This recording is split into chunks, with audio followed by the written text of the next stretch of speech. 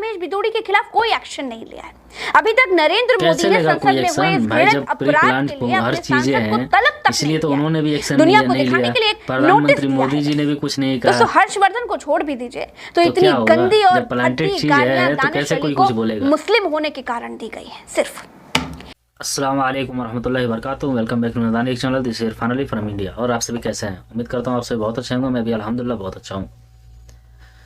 तो आज का सेशन है, आप लोगों ने काफ़ी सुना होगा अभी समाचार में या ख़बरों में, पार्लियामेंट का जो बीजेपी का सांसद है रमेश भिदोड़ी, जिन्होंने गालियाँ बक्की हाउस के अंदर बीएसपी के सांसद दानिश अली को, वो किस तरीके से प्लांटेड था, पूरे प्लान के तहत उसको किया गया, कैसे अपने प्रचार किया गया, बीजेपी का प्रचार किया गया उस माध्यम से,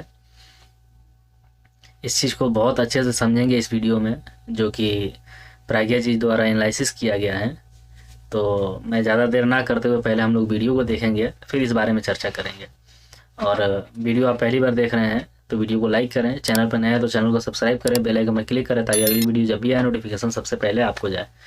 तो चलिए एक बार वीडियो को देखते हैं। नमस्कार दोस्तों, आज के वीडियो में मैं आपको बताऊंगी कि रमेश भिदोड़ी ने संसद में दानिश अली को जो गालियां दी वो एक प्लान का हिस्सा थी। जी हाँ, पर्दे के पीछे से पूरे कांड को प्लान किया गया था और इस प्लानिंग में सारे टेक्निकल और कानूनी नियमों का ध्यान रखा गया। कैसे जानना चाहते हैं तो ये जानने के लिए आपको पूरा वीडियो देखना होगा। पूरे वीडियो को गौर से देखिएगा। तो चलिए शुरू करते हैं। दोस्तों, जब एक गुंडा किस्म का भारतीय जनता पार्टी का सांसद संसद में खड़े होकर एक मुस्लिम सांसद दानिश अली को गाली बक रहा था तो पीछे बैठे हर्षवर्धन मुस्कुरा रहे थे, दांत दिखा रहे थे। अगर यहाँ पर रमेश भिदोड़ी ने नरेंद्र मोदी को गालियां बकी होती तो क्या हर्षवर्धन पीछे ऐसे ही बैठकर हंसते रहते? नहीं हंसते, लेकिन यहाँ तो हंसते रहे। अब हर्षवर्धन कहते हैं कि मैं मुस्लिम भाइयों से पूछना चाहता हूं कि क्या ऐसी भाषा का इस्तेमाल करने वालों के साथ खड़ा होऊंगा? नहीं सर, आप खड़े ही नहीं हुए, यही तो शर्म की बात है। आप तो बैठकर बस मजे लेते रहे, है ना। समर शेष है नहीं पाप का भागी केवल व्याध, जो तटस्थ हैं समय लिखेगा उनके भी अपराध। तो समर शेष है, हर्षवर्धन को दिल्ली के मुस्लिम इलाके से चुनाव भी लड़ना है। अब रमेश भिदोड़ी के चक्कर में जब लोगों ने सोशल मीडिया पर हर्षवर्धन की बखियां उधेड़नी शुरू कर दी तो इनको दर्द हुआ। बाकी इनको अभी तक इससे कोई लेना देना नहीं है, इससे कोई पीड़ा नहीं है कि संसद के भीतर इनके अपने सांसद ने सारी संसदीय मर्यादाओं की अर्थी उठा दी। इससे इनको अभी तक कोई मतलब नहीं है। दोस्तों, सांसदों और मंत्रियों को क्या ही कहें, स्पीकर ने अभी तक गाली बकने वाले रमेश भिदोड़ी के खिलाफ कोई एक्शन नहीं लिया है। अभी तक नरेंद्र मोदी ने संसद में हुए इस घृणित अपराध के लिए अपने सांसद को तलब तक इसलिए तो उन्होंने भी एक्शन दुनिया को दिखाने के लिए एक नोटिस दिया है। मोदी जी ने भी कुछ नहीं कहा। दोस्तों, हर्षवर्धन को छोड़ भी दीजिए, तो इतनी गंदी और फटी गालियां दानिश अली को मुस्लिम होने के कारण दी गई है सिर्फ। ये गालियां सुनने के बाद बीजेपी के नेता मुख्तार अब्बास नकवी क्या कहते हैं, सुनिए। मुख्तार अब्बास नकवी कहते हैं कि कांग्रेस में शामिल होने के लिए दानिश अली ने इतना बड़ा ड्रामा किया है। मुख्तार भाई, सच में आपकी अक्ल पर ना ताला पड़ गया है।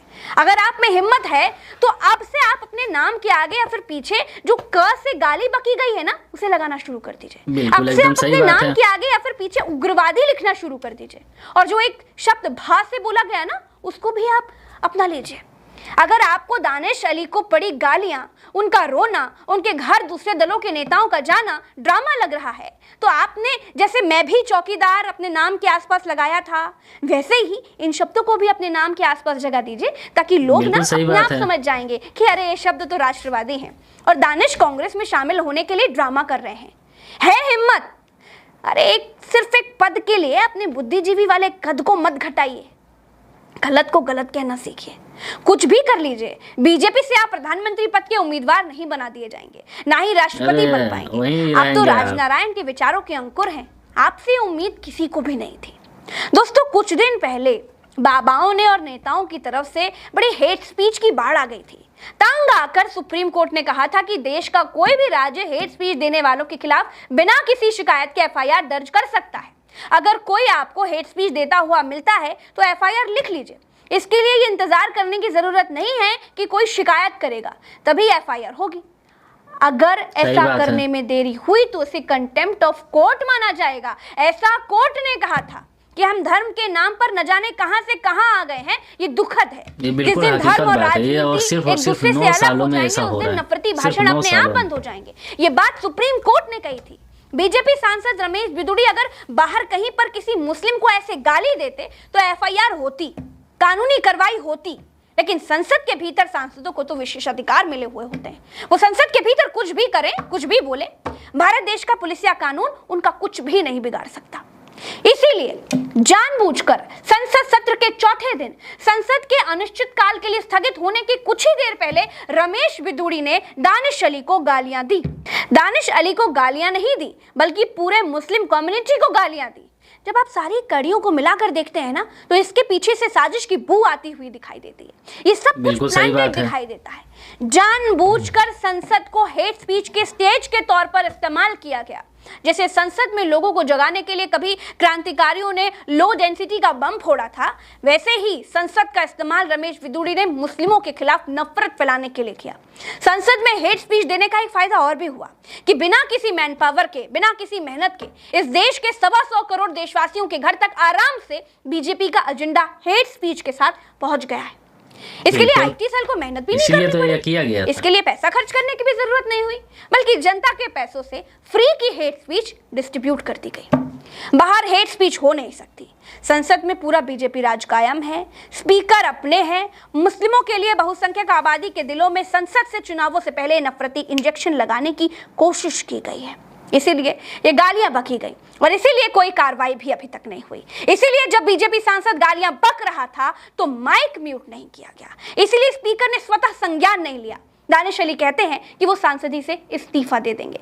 राहुल गांधी समेत तमाम दूसरे नेता दानिश के घर जाकर उनसे मिल रहे हैं, उनको समझा रहे हैं कि वो गाली खाने वाले अकेले नहीं हैं। ये नफरत काल के बादल छटेंगे, सुबह होगी, मोहब्बत का सूरज निकलेगा।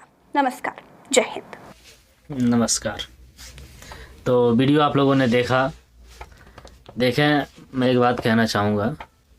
देखें, देश का हालात क्या कर दिया गया है कि हर मामलों में सुप्रीम कोर्ट को खुद दखल देना पड़ रहा है।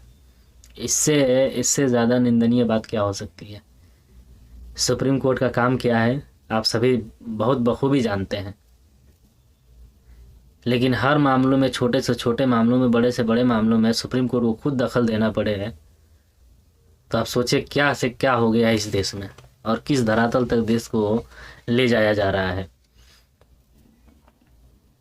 अगर ये प्लांटेड ना होती, पहले तो मुझे एक बात समझ नहीं आती है, चाहे मसले कोई भी हो, हमारे मुखिया हैं किस लिए कि वो कोई एक्शन ही नहीं लेते, ना कुछ कहते हैं देश के सामने। जब भी कहते हैं मन की बात कह के निकल लेते हैं, किसी का सुनना है ही नहीं उन्हें।